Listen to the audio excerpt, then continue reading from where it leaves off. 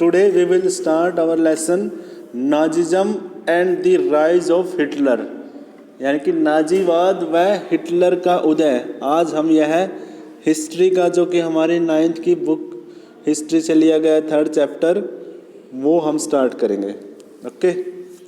In the spring of 1945 a little 11-year-old German boy called Helmut was laying in the bed, यानी कि क्या है, spring time है, 1945 year है। German में एक जर्मन बॉय है जिसका नाम क्या है, Helmont. Was laying in bed, वो अपने बेड पे लेटा हुआ है, ठीक है। When he overheard his parents discussing something in serious tones, जब वो लेटा हुआ है तो वहाँ पे वो अपने पेरेंट्स, उसके पेरेंट्स है ना, कुछ बातचीत कर रहे हैं, ठीक है। तो वो उसको ओवरहियर, यानी कि वो सुन लेता उनकी बातों को, ठीक है। ओवरहियर का मतलब क्या होता है, सुन लेना। और वो उसने क्या देखा कि इसके पेरेंट्स है ना थोड़े बहुत ज़्यादा सीरियस टोन में, यानी कि बहुत ही सीरियस बातें कर रहे हैं वो।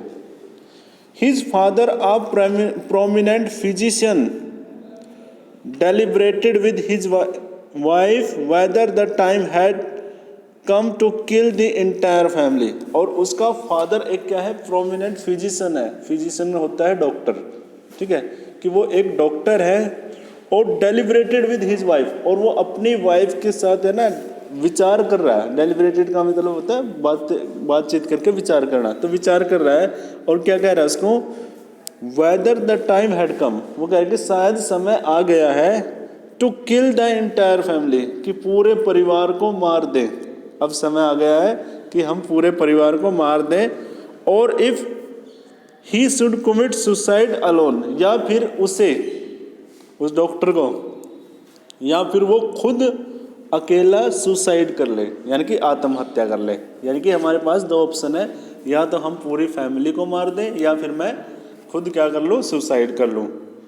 His father spoke about his fear of revenge saying, उसके पिताजी क्या बता रहा था, वो बातें कर रहा था, फियर ऑफ रेवेंज, यानी कि बदले के डर से कह रहा था वो, यानी कि कोई बदला लेगा उससे, ठीक है, उसके डर से वो बोल रहा था। Now the allies will do to us what did to the crippled and Jews. तो कहते हैं अब जो अलाइज फोर्सेज है, यानी कि अलाइज है जो, यानी कि जो अलाइज फोर्सेज थे 2nd वर्ल्ड वॉर में, ठीक है, ब्रिटेन, रसिया और ये थे जो USA, ये अलाइज फोर्सेज थे। तो कहता है कि अब अलाइज है ना, विल डू, वो भी ऐसा ही करेंगी, टू अस, हमारे साथ वही करेंगी, what we did to the crippled and Jews, जैसा कि हमने यहूदियों व क्रिपल्ड यानी कि अपंग लोगों के साथ किया था, जैसा कि हमने यहूदियों और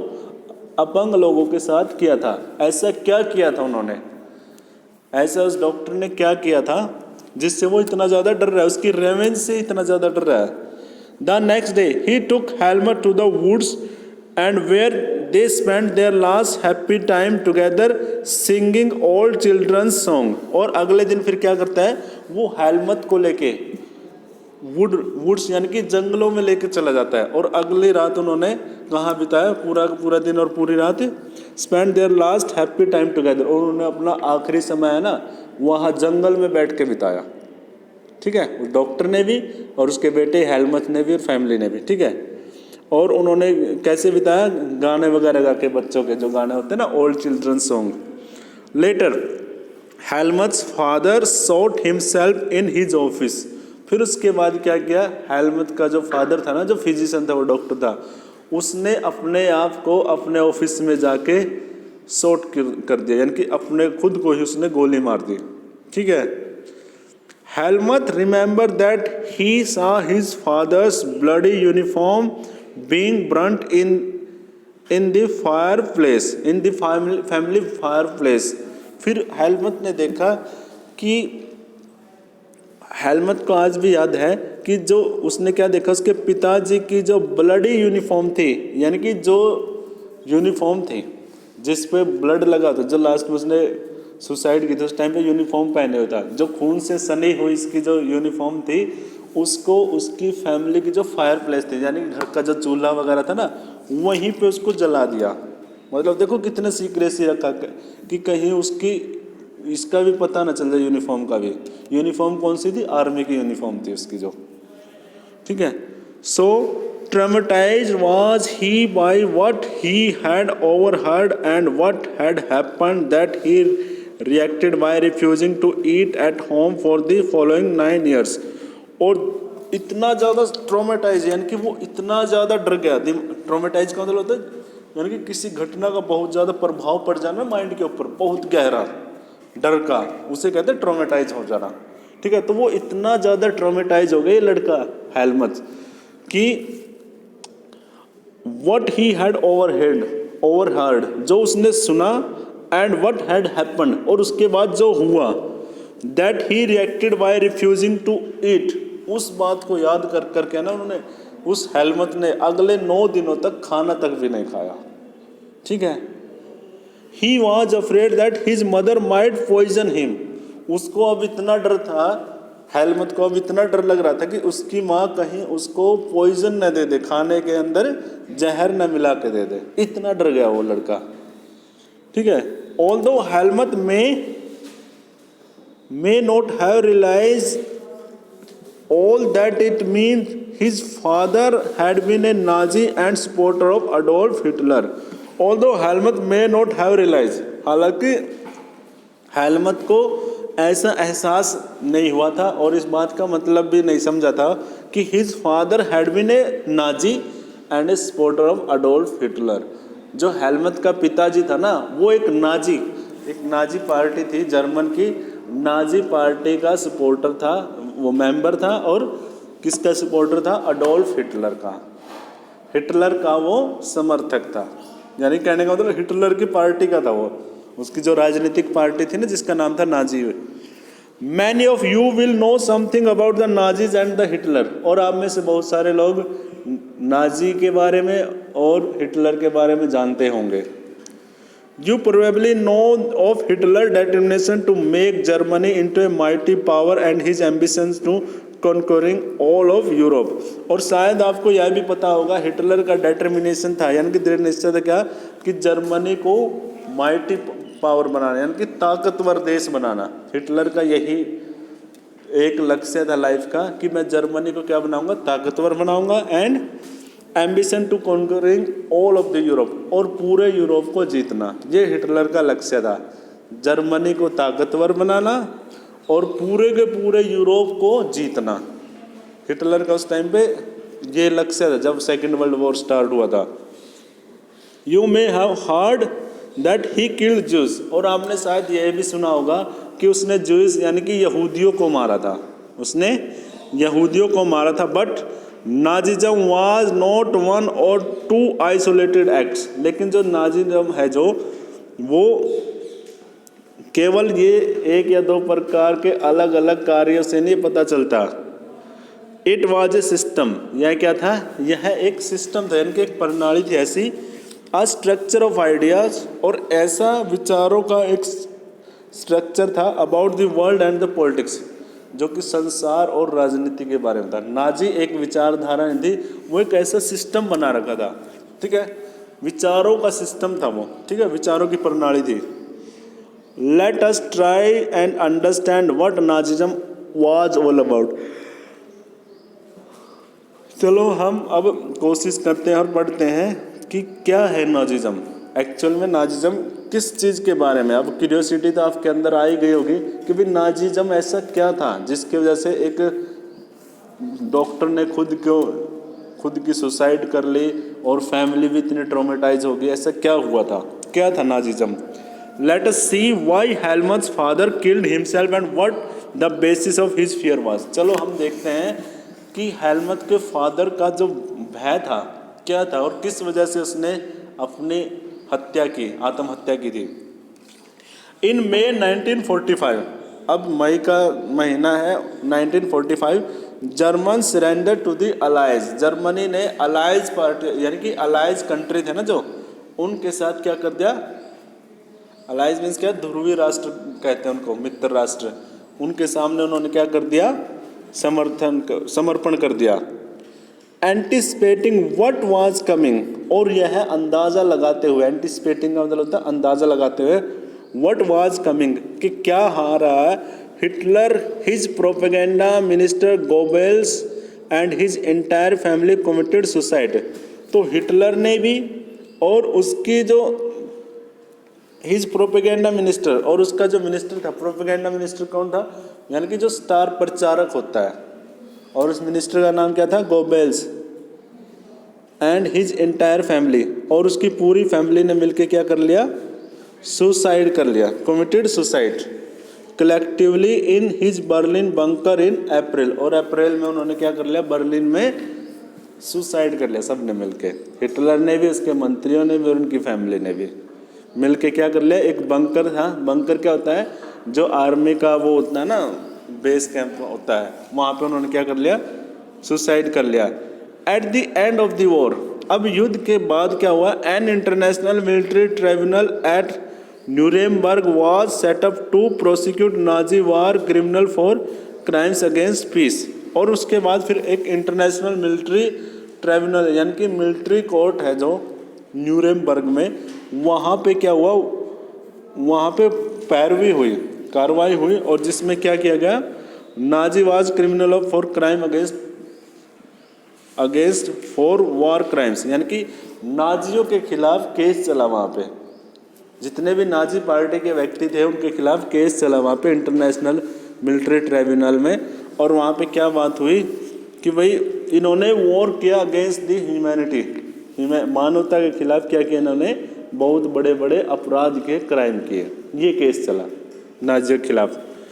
Germany's conduct during the war specially those action विच, और जो जर्मनी का जो कंडक्ट था यानी कि जो व्यवहार था उस टाइम पे युद्ध के दौरान, वो क्या था, those action which come to called crime against humanity, जो भी उन्होंने काम किए वो कैसे थे, क्राइम अगेंस्ट द ह्यूमैनिटी, यानी कि मानवता के खिलाफ क्या थे उनके वो अपराध थे।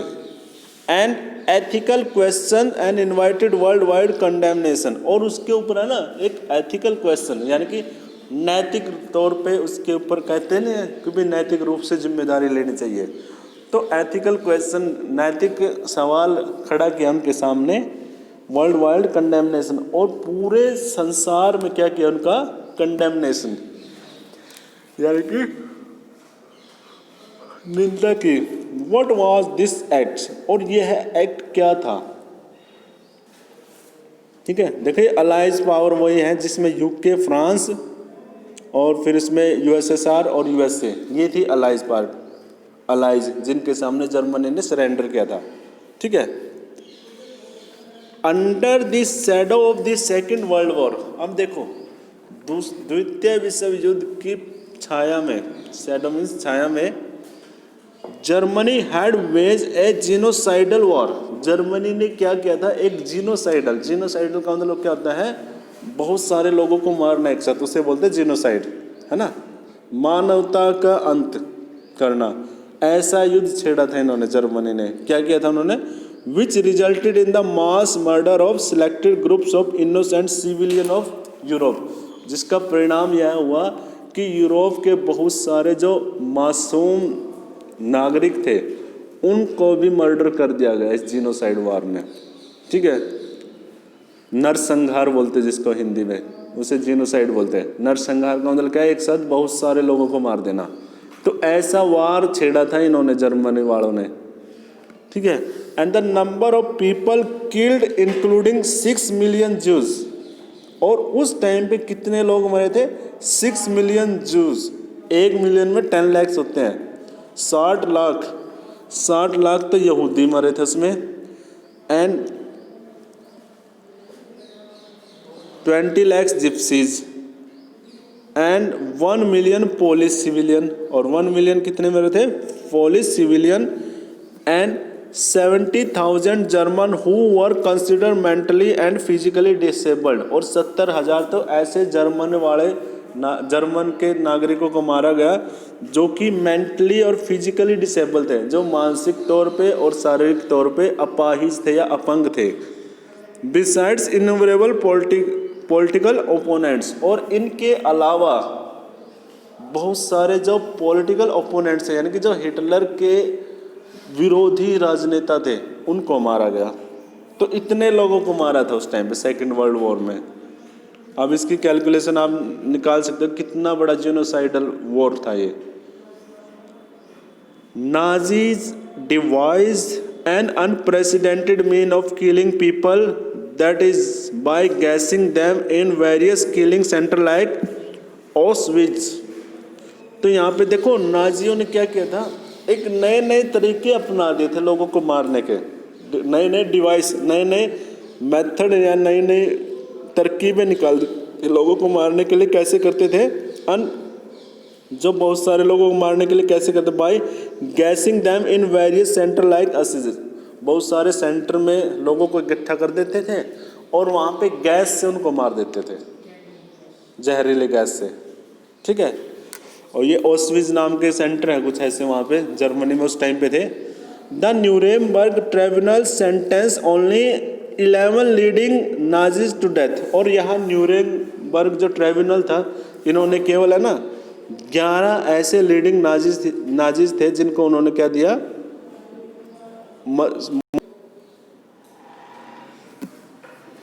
दैट रिट्रीब्यूशन डिड कम। और फिर उसका रिट्रीब्यूशन यानी कि बदला आया, उसका बदला हुआ क्या, yet the punishment of the Nazis was far short of brutality the extent of their crimes. हालांकि उनको इम्प्रिजनमेंट दी जो बाकी नाजी बचे हुए थे, लेकिन जो उसका बदला था ना वो तो थोड़ा ही था।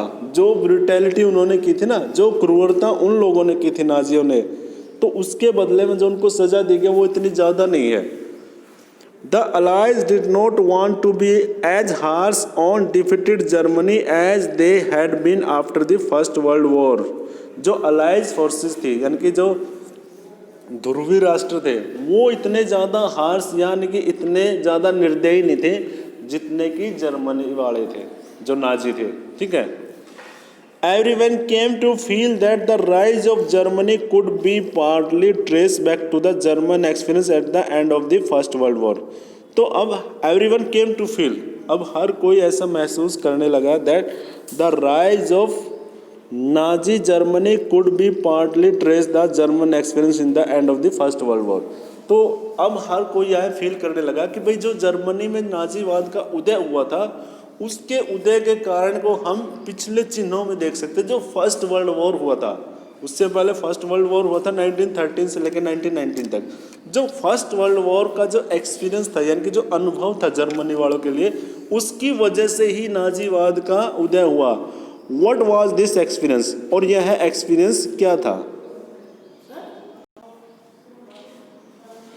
Birth of the Weimar Republic. Weimar Republic यानी कि वाइमर गणराज्य का जन्म। Germany a powerful empire in early year of the 20th century, यानी कि जर्मनी क्या था, 20वीं शताब्दी में एक बहुत ही शक्तिशाली साम्राज्य था।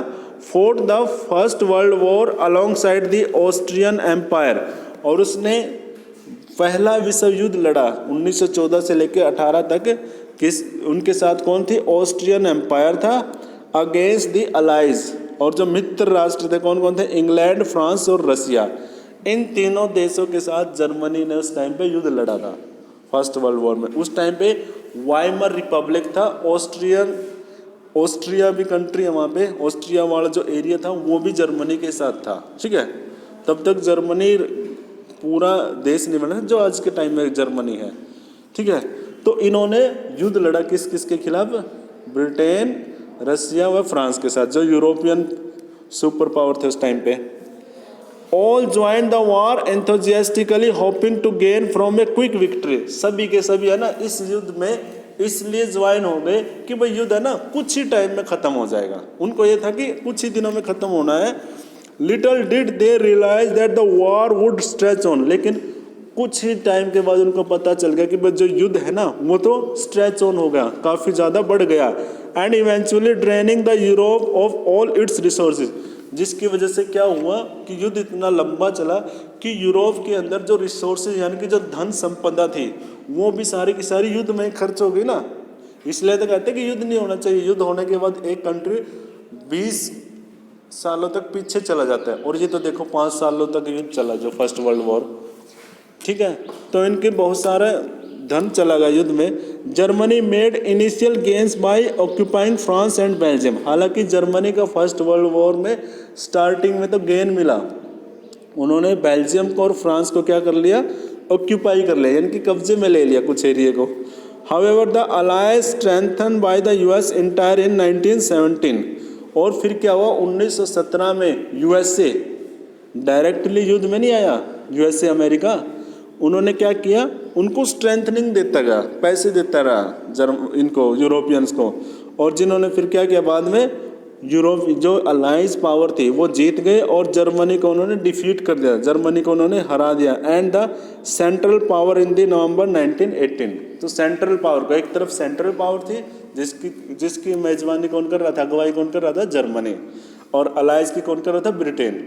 तो कहने का था 1918 में जो सेंट्रल पावर थी उनको क्या कर दिया, हरा दिया, ठीक है। The defeat of imperial Germany and the abdication of emperor gave a opportunity.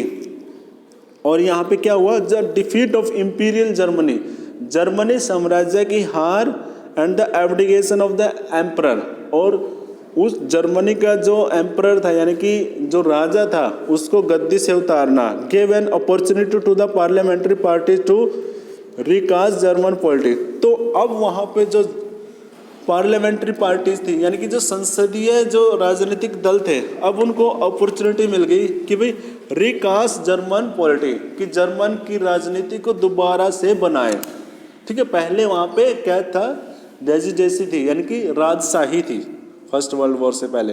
अब वहाँ पे पार्लियामेंट्री जो पार्टी थी ना, जो राजनीतिक दल थे, अब उनको मौका मिल गया कि भाई हम जर्मनी को क्या बनाएं, अब जर्मन की पॉलिटी को ही रिकास्ट कर दें यानी कि चेंज कर दें। A national assembly met at Weimar. तो वाइमर नाम की वहाँ पे कोई जगह है, तो वहाँ पे नेशनल असेंबली इकट्ठी हुई and establish a democratic constitution, और उन्होंने एक लोकतांत्रिक संविधान बनाया विद ए फेडरल स्ट्रक्चर, और संघीय वहाँ पे ढांचा बना दिया सरकार का, ठीक है, फेडरल सिस्टम बना दिया उन्होंने वहाँ पे। कहने का मतलब रिपब्लिक बना दिया उन्होंने जर्मनी को। पहले कैसा था, वो राजशाही थी, अब उसको रिपब्लिक बना दिया उन्होंने। Deputies were now elected to the German parliament and Reichstag. जो ये राइक्सटैग है ना, ये जर्मनी पार्लियामेंट को बोलते हैं। पार्लियामेंट तो हम वैसे संसद बोल रहे हैं, लेकिन जर्मन लैंग्वेज में इसका एक्चुअल नेम क्या है, राइक्सटैग है, ठीक है। एक पार्लियामेंट बना दी on the basis of equal and universal vote cast by all adults including women. और उस पार्लियामेंट के जितने भी मेंबर हैं उनको कौन चुन के भेजता है, जो वोटर हैं, यानी कि यूनिवर्सल फ्रेंचाइजी कर दी वहाँ पे। इक्वल अपॉर्चुनिटी वोटिंग की मिल गई किनको, औरतों को भी और पुरुषों को भी। This Republic however was not received well bye its own people. हालांकि देखो जर्मनी को गणराज्य तो बना दिया, लेकिन इस गणराज्य देश को है ना, उसके खुद के लोगों ने, ओन पीपल यानी कि उसके खुद के लोगों ने ही उसको नहीं अच्छा समझा, उन्होंने वेलकम नहीं किया इसका। क्यों? Largely because of the terms it was forced to accept after Germany's defeat at the end of the First World War. क्यों नहीं एक्सेप्ट किया उन्होंने? क्योंकि जो ये जर्मन गणराज्य बना, वाइमर गणराज्य बना, तो जो फर्स्ट वर्ल्ड वॉर में जो हारा था जर्मनी, तो उस हार के बदले में इन्होंने कुछ ऐसी शर्तें माननी थी उनकी कि जिससे कि बहुत ज़्यादा नुकसान हो गया फर्स्ट वर्ल्ड वॉर में। जिनसे जीतते थे ना ये, तो हार के बाद इन्होंने क्या किया, जर्मन वालों ने, जिसने भी सरकार बनाई वाइमर गणराज्य ने, तो उनको हार के सरेंडर कर दिया, और सरेंडर हार के बदले, डिफीट के बदले में बहुत कुछ दिया। क्या क्या दिया? The peace treaty at Versailles with the Allies was a harsh and humiliating peace. तो वहाँ पे एक शांति संधि हुई, वर्साई नाम की एक शांति संधि हुई, जो कि बहुत ही हार्श थी, यानी कि बहुत ही बुरी थी और ह्यूमिलेटिंग थी और अपमानजनक थी उनके लिए, जर्मन वालों के लिए, ठीक है। Germany lost its overseas colonies 10th of its population, 13% of its territories, 75% of its iron and 26% of coal to France, Poland, Denmark and लुथियानिया। तो देखो इस ट्रीटी में यानी कि इस संधि में क्या हुआ, जर्मनी के लॉस्ट होगी इट्स ओवरसीज कॉलोनीज, विदेशों में जो उन्होंने दूसरे देशों को गुलाम बना रखा था, उपनिवेश बना रखे थे कॉलोनीज, वो भी उनकी खत्म होगी। 10th ऑफ इट्स पॉपुलेशन, उसकी पॉपुलेशन की 10th हिस्सा वो चला गया। 13% ऑफ इट्स टेरिटरी, पूरे देश की जो 13% जो अक्षेत्र था, जैसे अपना लगा लो ना, मान लो कंट्री का, जैसे ये कश्मीर का है, लद्दाख वाला जो एरिया है जो दूसरे देशों से लगता हुआ, ऐसा ही इसका 13% जो एरिया था वो क्या हो गया, लॉस्ट हो गया। 75% ऑफ इट्स आयरन, और जर्मनी में आयरन का प्रोडक्शन काफ़ी ज़्यादा होता है, तो 75% ऐसा एरिया जहाँ पे आयरन का प्रोडक्शन होता है वो भी चला गया उनके हाथ से। एंड 26% ऑफ कोयल, और 26% जिस क्षेत्र में कोयले का उत्पादन होता है वो भी किन किन के पास चला गया, France, Poland, Denmark and Lithuania. And the allied power demilitarise Germany to weaken its power, और अलाइड पावर्स ने क्या किया, उन देशों ने क्या किया, उसकी मिलिट्री को भी क्या डीमिलिटराइज कर दिया कि भाई तुमने सेना को नहीं बढ़ाना है, सेनाओं को नहीं बढ़ाना, जिससे कि वो और भी ज़्यादा वीक हो गए, उनकी पावर को और भी ज़्यादा क्या कर दिया, उन्होंने कमज़ोर कर दिया। The war guilt close held German responsible for the war, तो युद्ध का अपराध साबित किया गया और जर्मनी को क्या माना गया कि भाई तुम अपराधी हो, इस वजह से तुम्हारे ऊपर ये फाइन लगा रहे हैं। And the Allies country suffered, कि भाई जो जितना भी डैमेज हुआ ना अलाइड फोर्सेस का, उसका आप ही हर्जाना भरोगे। कहने का मतलब ये जर्मन कंट्री के ऊपर फाइन लगाया इन्होंने, अलाइड फोर्सेस ने, कि भाई जो आपने युद्ध के दौरान जो डैमेज किया पूरे यूरोप का, हमें जो भी नुकसान हुआ ना, उस नुकसान का हर्जाना आप भरोगे हमें, ठीक है। And Germany was forced to pay compensation amounting to 6 billion pound, और यहाँ पे जर्मनी को फोर्स किया गया, यानी कि जबरदस्ती की गई इसके ऊपर कि भी आपको 6 बिलियन पाउंड आपको यहाँ पे फाइन भी देना पड़ेगा। देखो कितना, ये थी वर्साई की ट्रीटी, कितना बड़ा फाइन लगा दिया जर्मनी के ऊपर। And the allied आर्मीज also occupied the resource rich Rhineland for much of the 1920s, और एक राइनलैंड नाम का एरिया है जर्मनी का जहाँ पे काफ़ी ज़्यादा मात्रा में संसाधन है, संपदाएं हैं, तो उस राइनलैंड एरिया को भी उन्होंने क्या कर लिया, ऑक्यूपाई कर लिया, यानी कि कब्जे में ले लिया उन्होंने। Many German held the new Weimar Republic responsible for not only the defeat in the war but the disgrace at Versailles. तो अब क्या हुआ, बहुत सारे जो जर्मन के जो नागरिक थे, द न्यू वाइमर रिपब्लिक है, जो नया वाइमर रिपब्लिक बनाया है जर्मन वालों ने, अब जो पार्लियामेंट बनाई है, तो not only the defeat of the, वो केवल है ना युद्ध की हार से इतने ज़्यादा दुखी नहीं थे, भाई युद्ध में हार जीत तो चल ही रहती है, लेकिन हार के बाद जो इन वाइमर गणराज्य के जो हमारे जो ये नेता थे, इन नेताओं ने उनके साथ जो ट्रीटी यानी कि जो संधि की है वो बहुत ज़्यादा डिसग्रेस है, बहुत ज़्यादा अपमानजनक है, तो ये बात उनको लग गई, ठीक है। तो इसके बाद देखो द इफेक्ट ऑफ वार, वो क्या हुआ वो हम नेक्स्ट लेक्चर में पढ़ेंगे कल, ठीक है। आज हम यहीं तक करते हैं।